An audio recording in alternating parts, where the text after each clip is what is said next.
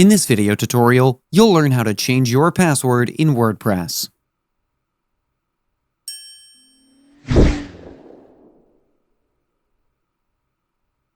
To change your password from your dashboard, go to Users, then click on Profile.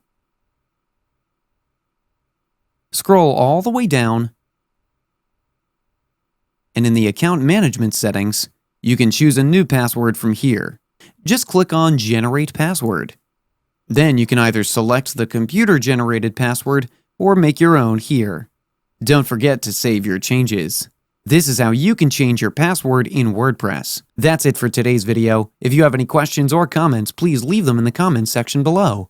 And if you like this video, please click on the like button. If you're new to our channel, hit the subscribe button and tap the bell icon so that you don't miss any of our future videos. Thanks for watching. We'll see you at the next one.